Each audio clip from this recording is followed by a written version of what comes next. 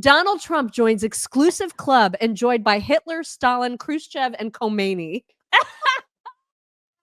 I mean, seriously? Right. They're still trying. They're still grasping with their TDS. They're freaking out. Cope and seethe.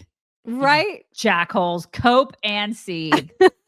And then, of course, along with the cover, there was an interview in the magazine. And so there was one of the questions that they asked him was about whether he can really bring prices down, for example, at the grocery store or elsewhere. And he answered the question with lots of context. He said, well, the question was, if the prices of groceries don't come down, will your presidency be a failure? And he said, I don't think so. Look, they got them up. I'd like to bring them down. It's hard to bring things down once they're up. You know, it's very hard, but I think that they will. I think the energy is going to bring them down. I think a better supply chain is going to bring them down. So, I mean, he has all the context, but Sam Stein of MSNBC only said, when he tweeted about this, he said, Trump tells Time he's not sure that he can get the price of groceries down, and only put the part of the quote where he says it's hard to bring things down once they're up. It's very hard. Mm-hmm. Of course. What a piece of crap that guy is. Yeah. Yeah. Sam sucks.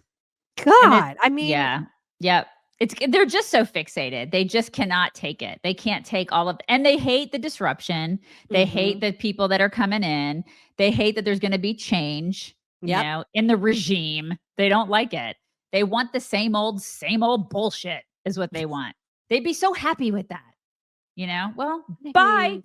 God, it's and they're you can tell they're salivating over a potential failure. Like they don't even actually want prices to come down. Right. They just want Trump to fail. So, yeah, because they hate America. Right. Exactly. It's not even example. Right. It's not even about the guy so much. They just want America to fail. It's like these people are so self-loathing. Mm-hmm. It's just ridiculous. By the way, do you guys remember when I was super sick the first week of my move and I hated everything and everyone and it was miserable? You probably don't remember that because I wasn't on the air. It was you and Chad. I remember. But you remember. I got the text messages and I remember. Yeah. I had the worst first week of a move ever. Yeah. And a lot of it had to do with the fact that I came down with some god-awful something or other. I don't know what it was because I didn't want to go to a doctor. I didn't want to deal with a waiting room full of people. I just didn't want to. I knew I had some sort of flu or COVID or cold or whatever.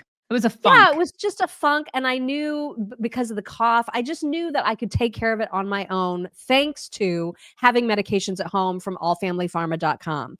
And so I reached into their little bag of tricks, right? Because with the great thing about All Family Pharma is that All Family Pharmacy is that you can pick and choose what drugs you want to have on hand in case of emergencies or in case of unexpected illnesses where you don't want to deal with doctors. That's what's nice. They do have like the emergency kits and things like that, but they also have a la carte drugs that you can get. And one of the things that we have on hand is azithromycin, which is perfect for infections that are bronchitis related or cold related or whatever. And so about halfway through that week, I thought, I'm just going to bust into my allfamilypharma.com/chicks packet of goodies. And I got my azithromycin and that knocked it out. Like 2 days later, I was feeling almost as good as new. Now, granted, I still have the cracklies, so it's not completely gone, but I feel like myself again. And it's just really, really nice to have things. And they have all the drugs too that you might want to have on hand that are harder to get. Ivermectin, hydroxychloroquine, the things that are used to fight COVID. You can use code CHICKS10 to get 10% off your entire order when you visit allfamilypharma.com/chicks. And then, of course, leave it to the media to insist that whenever people were talking about the potential of, undercover folks, or what do they call them? Confidential human sources, when there was ever any suggestion by regular people or by alternative media sources that January 6th included confidential human sources of the FBI, of course, the mainstream was like, that's ridiculous. That's misinformation. These are all lies. This is dangerous for American democracy. But you wait long enough and all the conspiracies come true, right? Mm-hmm. As we heard yesterday, you'll hear it in this report from John Roberts on Fox News. Kick off the show today, Sandra. I'm John Roberts in Washington. The report reveals that there were a total of 26 confidential human sources in the crowd that day. David Spunt is live from the Justice Department. He has got the news for us. David. Sandra, 3 of those were authorized and tasked by the FBI to be there on January 6, 2021. We're coming up on 4 years since that day of the Capitol riot. This IG report specifically focuses on the FBI's handling of confidential human sources, or as we know them, FBI informants. For years, the outgoing FBI director, Chris Wray, has been pressed on reports of undercover agents. According to this new report, there were no undercover FBI agents. However, there were 3 confidential human sources tasked by the Bureau to be in the crowd on January 6th to specifically watch what the report states is concerns over domestic terrorism. Out of those 3, Sandra and John, 1 entered the Capitol, 2 others entered a restricted area. The report says the FBI did not encourage or authorize any sources to go into the building or a restricted area. In addition to the 3 confidential human sources, the FBI told there were 23 that were there on their own. Now, they had worked with the FBI in the past on other cases, but not specifically on the January 6th rally. Some of them entered a restricted area as well. And what stands out in this report, John and Sandra, none of the confidential human sources that entered the U.S. Capitol or a restricted area were prosecuted by the D.C. U.S. Attorney's Office. Okay, yeah, really? Yeah, so what else did they lie about? And, Ray, I bet you, is on that pardon list. Ooh, I wonder about that too. He's on that pardon party list. He is. People are rotting in jail. They are just sitting in jail. They have been treated like absolute garbage. They're in places that we can't even imagine, just regular people who were there that day, because it was all political warfare what happened on that day. They lied to us, you guys. I'm wondering if heads are going to roll, if there's going to actually be accountability. Kash Patel cannot get in there soon enough. How many more days? What are we at? 38, 37?